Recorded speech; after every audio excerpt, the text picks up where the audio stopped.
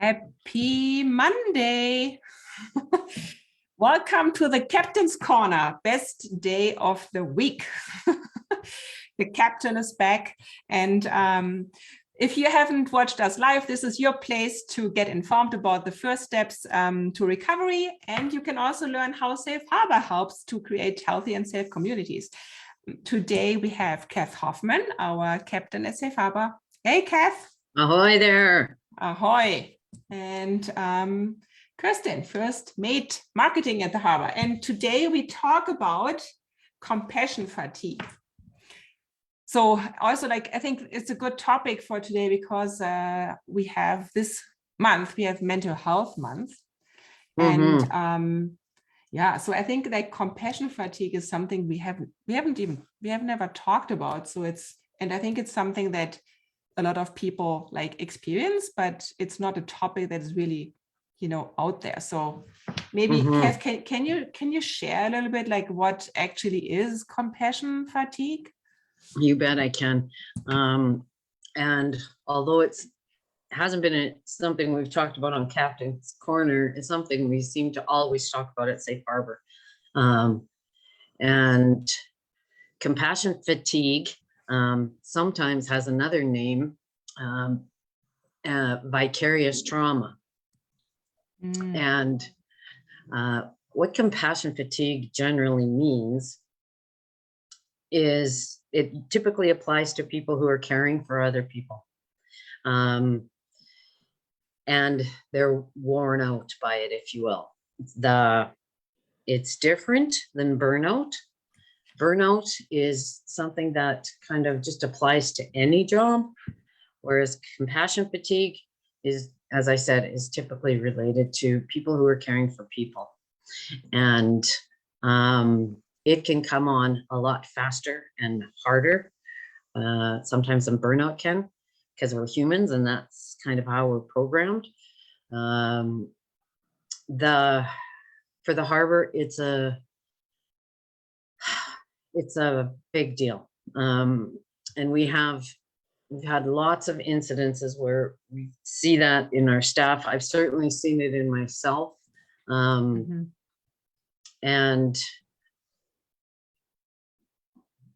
it's really hard because it is about people. Yeah. And it's about maybe our inability, we think, to help Buddy all the way through.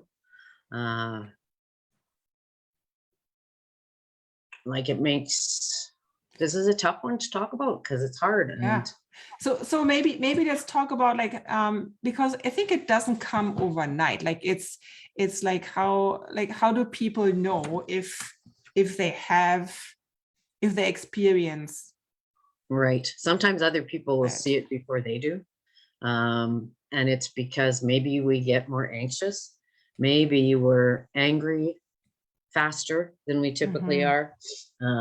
Maybe we're sad. Maybe we can't stop crying. Or maybe we're irritable. And those things are a little extraordinary. And they're not just maybe lasting for 10 minutes. It's lasting for days. And it kind of leaks out at us that way. People would sometimes, I know for myself, if I feel that way, I have trouble concentrating, keeping my focus on something for very long, and that irritability will come up. Or maybe I can't make a decision, for the life of me, I can't make a decision. And that's not typical for me. So it kind of is akin to depression. Because some of the things that you like to do normally to help yourself feel better, you have no interest in doing them anymore. You can't get that dopamine to get you up off your chair, and it's just not working. I think in the nonprofit world, it is particularly prevalent. Prevalent. I was going to make up a new word. Prevalent. It's particularly prevalent, and that is because especially when you're on the front lines, you have the people coming. They're telling you the need.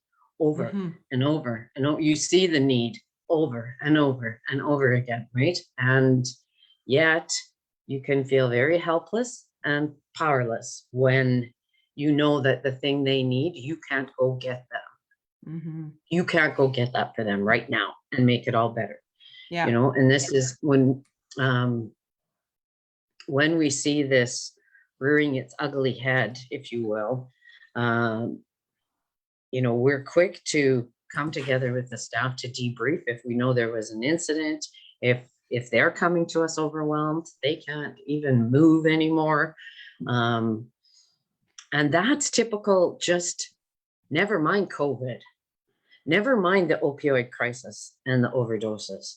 That is there regardless. So imagine how much more it is than with COVID. And certainly my staff experienced it way more with overdoses than they did with COVID.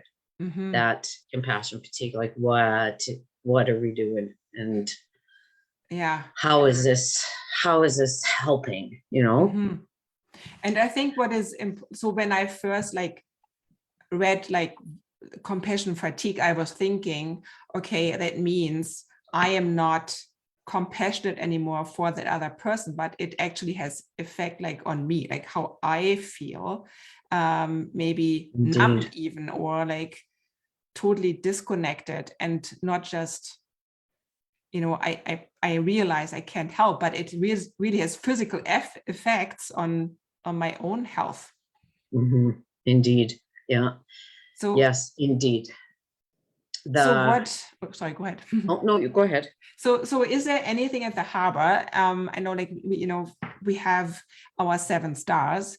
So how do we make sure that our frontline workers and everyone at the harbor really is well taken care of and does not slide into a compassion fatigue? Well, definitely they're going to slide into it. We just want to make sure that they're supported through it and help them get out of it as best they can, because it's a very real thing. And with over 90 staff, they're all affected on different levels. So yeah, it's a big concern for us, and therefore we have put things in place to help. I mean, our 7 stars talk about relationship, truth telling, and peacemaking, and listening, and all of those wonderful things. And of course, that's the foundation. That's us saying, hey, we're going to listen, we're going to watch you, and we're going to listen, and we're going to be here to help you if you're struggling, right? So the stars are there as our foundational piece. Our benefit package has an employee assistance piece to it, so that for our staff too, sometimes I know for myself, if I'm feeling overwhelmed, I get worried about my ability. Holy doodle, I can't be a very good captain if I'm feeling like this. I can't. And so you start thinking, you're no good. You're not well enough to take care of people, right? But so we're doing regular check-ins with staff.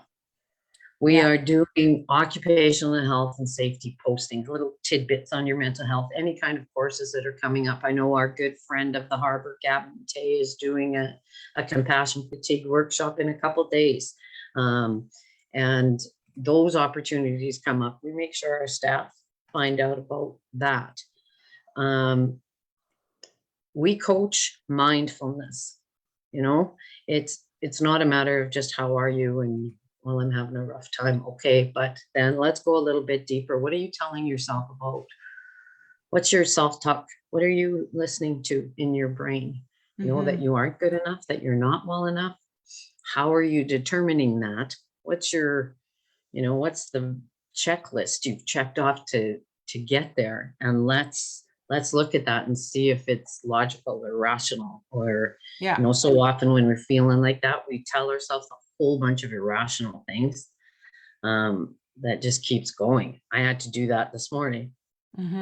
Talk myself into actually doing Captain's Corner today. Because I've been feeling that way, right? And that's real. It's real.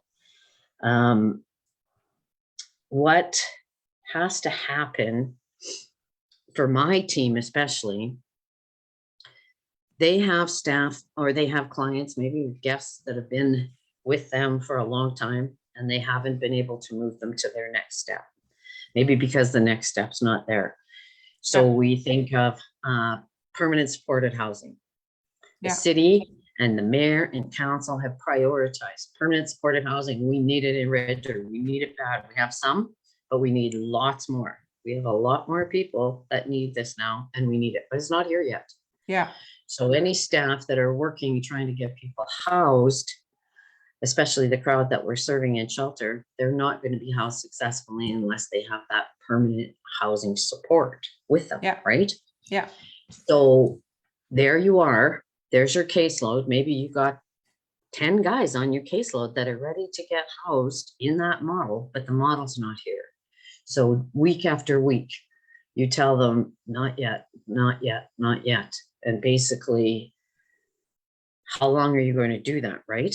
So then the staff are defining their success in their minds as, I got Buddy housed and he's going to live happily ever after. That's my definition. Yes. Right? So then we go a little bit further and say, because I always have to remind the staff who all come to the harbor because they want to help, and they want to help this much. You know, they want to help. They want to help so bad. And then when they come and they start to recognize where they are and who they're helping to support, sometimes they can only help this much. And that seems really little. But of course it's not, because they're making that connection with Buddy. And it's a healthier connection maybe than others that he has. And sometimes that's all you can do. So how do you live with that? And can you redefine success to yourself that says, hey, this guy's okay. I keep talking to him, you know, it's okay that this is all I can do for him right now, right? Because otherwise, how do you not get fed up and frustrated and say, I can't do this anymore? So there's vicarious trauma, there's compassion fatigue, and then there's also systems trauma. So what is systems trauma? Systems trauma how is that different?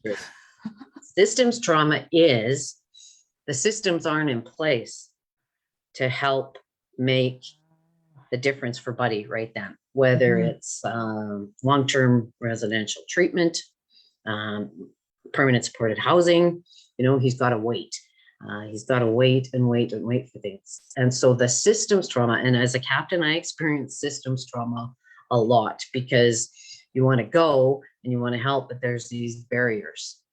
What's the political will of the community? What's, you know, all of these systems are in place, and everybody that's working in them on the front lines, and that's our funders and our supporters, our provincial supporters and stuff, they all recognize that we need to come together, right?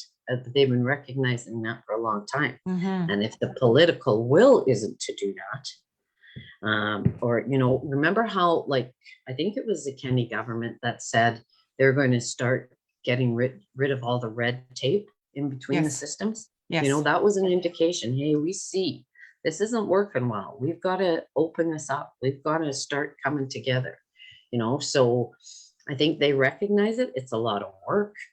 There's been places and procedures and all of that stuff that have been there for years.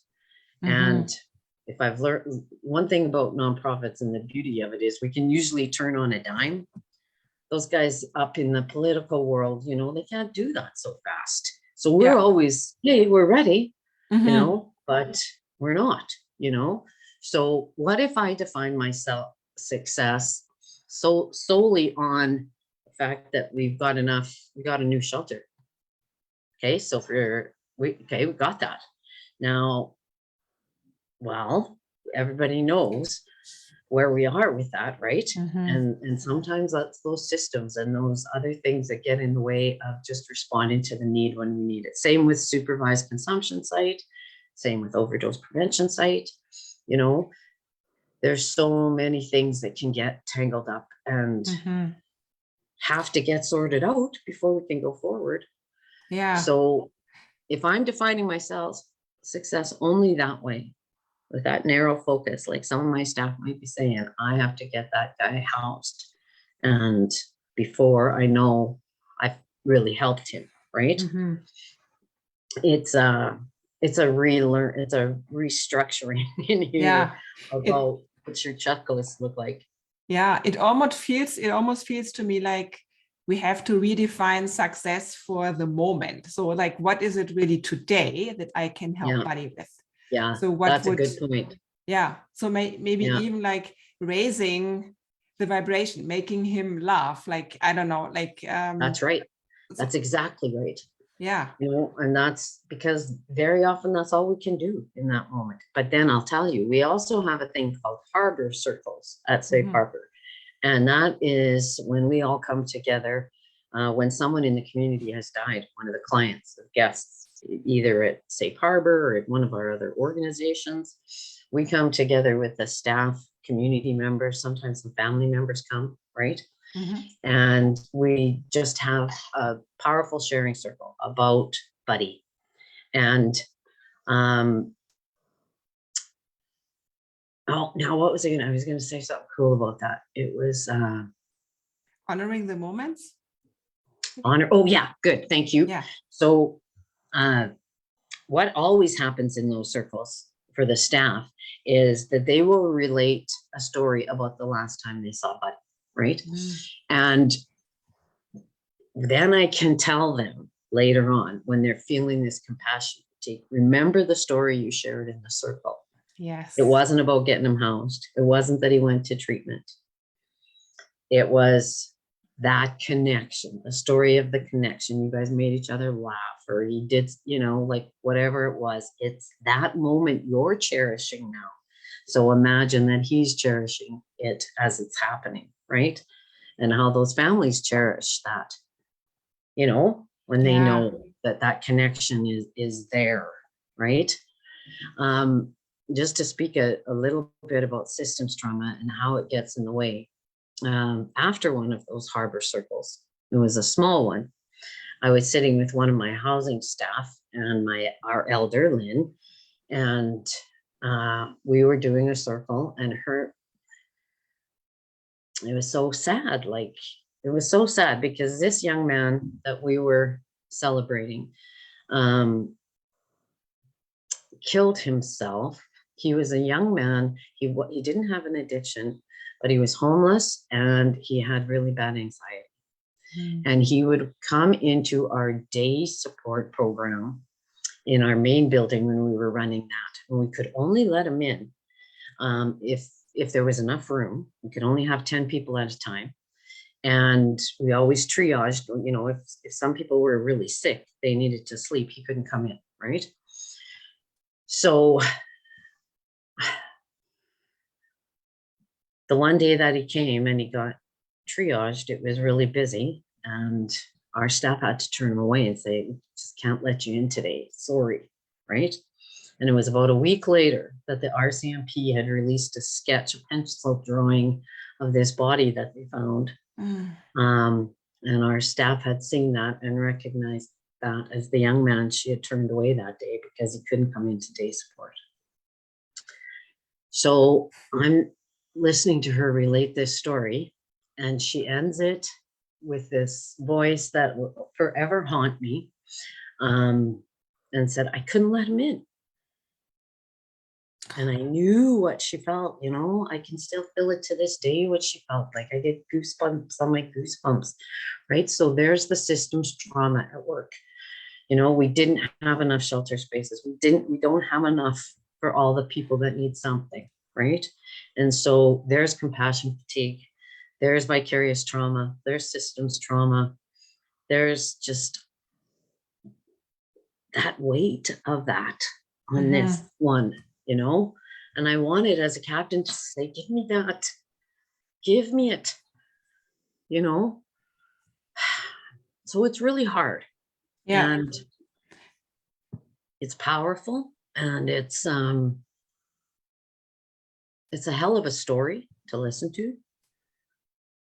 But it's a story, hopefully, that people hear and think, okay, yeah, let's start shifting our perspective about people at Safe Harbor's helping, and the staff and the extraordinary job they do every day. My goodness sakes, like, I don't know how they do it, but they Yeah. do it.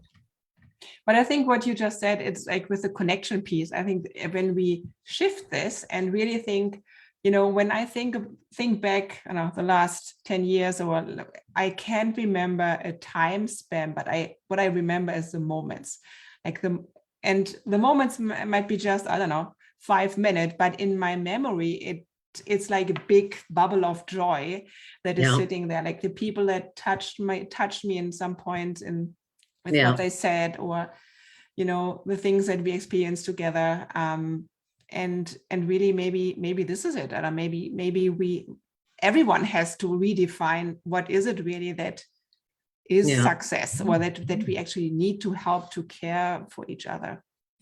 And to really try and find out what you're telling yourself in those moments.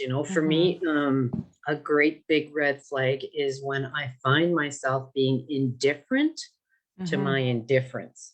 So it's not just like, oh, I don't care about that right now, but it's, I don't care that I don't care. Yeah. Yes. That's like red flag, get to the beach, go for a rock hunt, do something, Hoffman, do something, because that's a red flag. Yeah.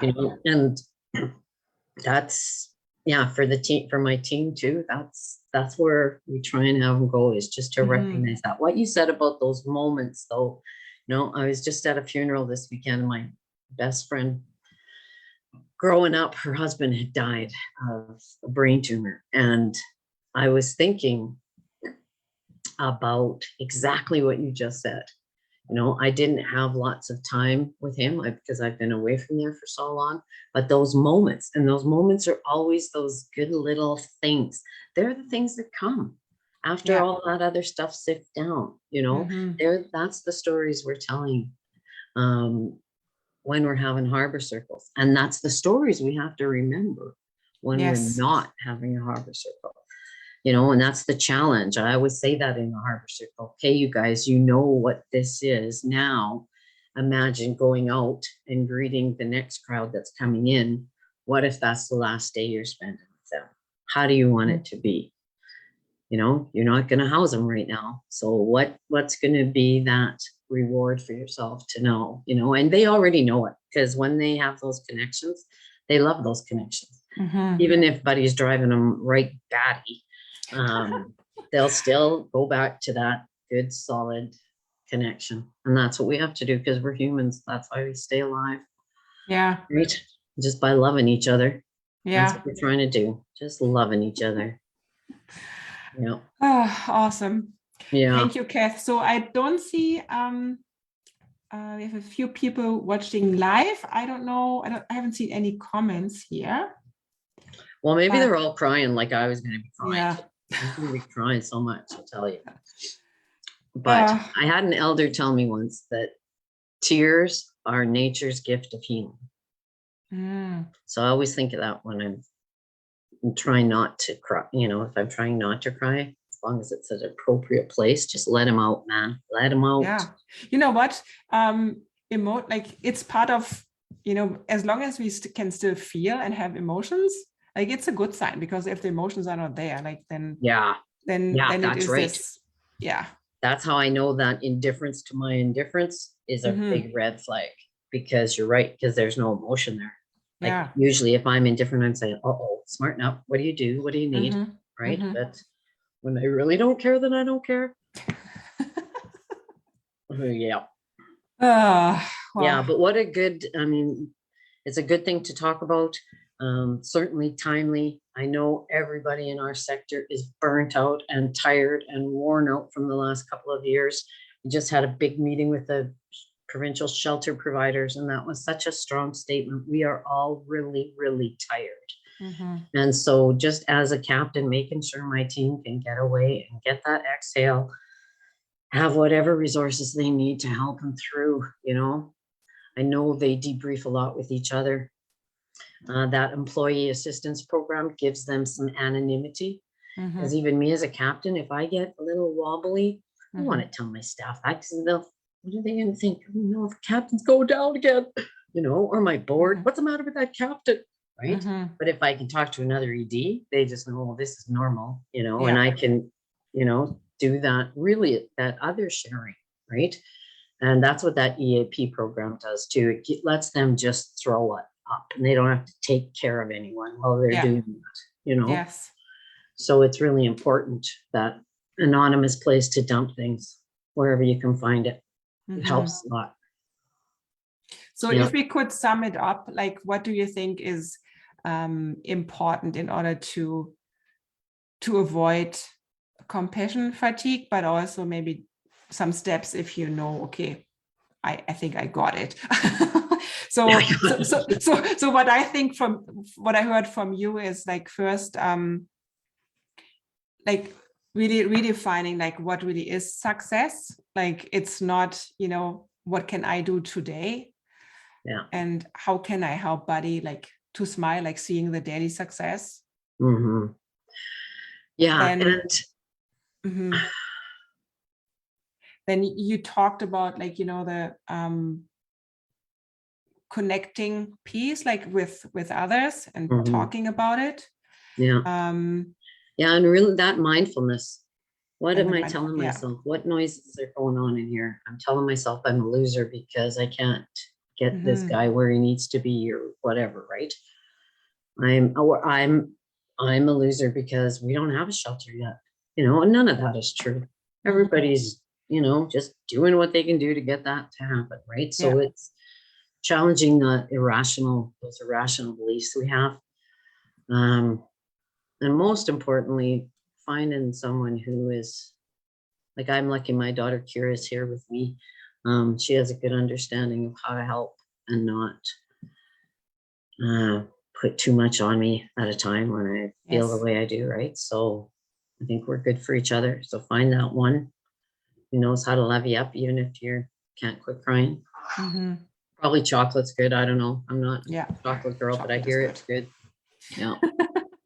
Anything to help, because we need to take care of each other, right? And for those of us that aren't in that space today, recognizing that we might be tomorrow. So keep your spidey senses tuned up, because there's a lot of people out there that are really tired. Yes. Yeah. Thank you, Kath. Thank you. I think that was a good one to have. An important topic to talk about. Although I was getting some anxiety just thinking about it, because I thought, oh, now I'm gonna have to wipe my tears off and look like a human again. But see, even doing this was good for me.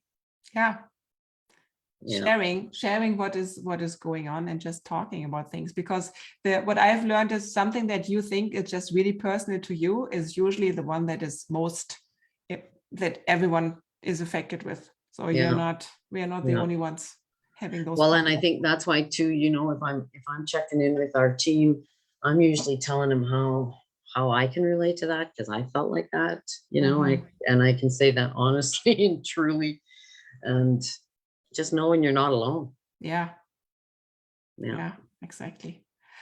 Okay. Right on. Thank you everyone for watching and joining us today. We would love to hear what you, if you have experienced compassion fatigue, like, share what you have done. Like, we would love to know and connect with you. Kirsten, let's put Gabber's link to his his thing on our thing. There is an event on the 4th, I think. On the 4th, like in today after tomorrow, which goes deeper into this topic. So we will share that on our page again. Right on. Thank you very much, Kath. Steady as she goes. As always, steady as she goes. Bye.